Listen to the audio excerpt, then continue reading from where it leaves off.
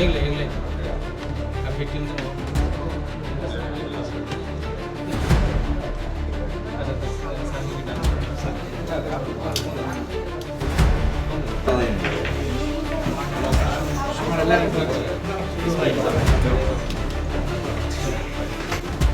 আপনারা কি ছবি তোলা হয়ে গেলে বড় স্থান আসবেন ঘুরতে যাবেন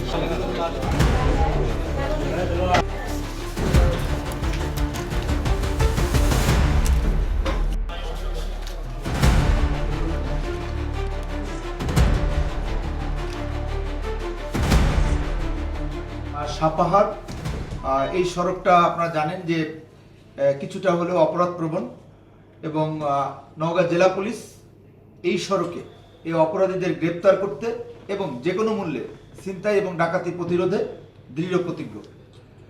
গত 31শে মার্চ 8 ঘটিকার সময় আপনার মিল্টন জনৈক মিল্টন এবং তার দুলাভাই এবং বোনসহ তারা মোটরসাইকেলে আসছিল। এমন সময় আপনার একদল ডাকাত চক্র সারাইগাছি এবং খাট্টাপাড়াগামী রাস্তার ফকিরের মোড়ে আপনার দুই পাশে রশি দিয়ে বেঁধে তাদের গতিরোধ করে এবং তাদেরকে আমবাগানে জিম্মি করে রাখে। এর কিছুক্ষণ পর আরও একটা মোটরসাইকেল আপনার সেখানে জনৈক মিস্টার ডালিম হোসেন ছিলেন, তার ভাইরা আজিজুল এবং সাইফুল সাহেব ছিলেন।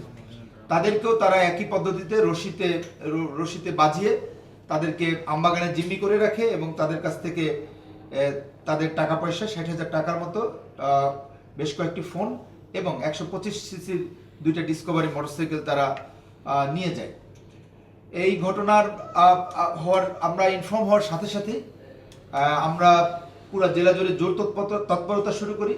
আমি অন্য জনের যারা সার্কেল আছে তাদেরকেও আমি ওই এলাকায় পাঠাই এবং পরবর্তীতে আমি পরিদর্শন করে অতিরিক্ত পুলিশ সুপার ক্রাইম জয় এবং ডিবির ওসি পোরশা থানা এদের সমন্বয়ে আমরা একটা শক্তিশালী টিম গঠন করি এবং যারা তথ্য প্রযুক্তি জানে তাদেরকেও এই টিমে অন্তর্ভুক্ত করা হয়।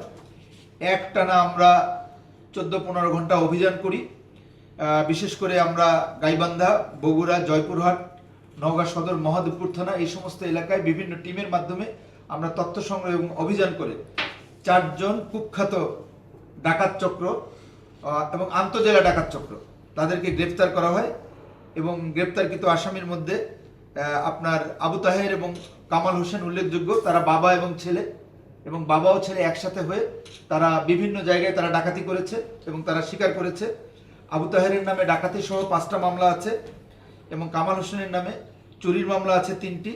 এছাড়াও আন্তজেলা ডাকাত গোলাম মোস্তফা তার নামে ডাকাতির প্রস্তুতি, ডাকাতি, চুরি সহ 8টি মামলা আছে মোস্তাক আহমেদের বিরুদ্ধে এবং গোলাম মোস্তফার বিরুদ্ধেও আপনার বেশ কয়েকটি মামলা আছে।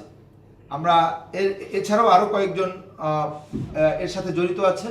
প্রাথমিক জিজ্ঞাসাবাদে তারা ডাকাতির কথা স্বীকার করেছে।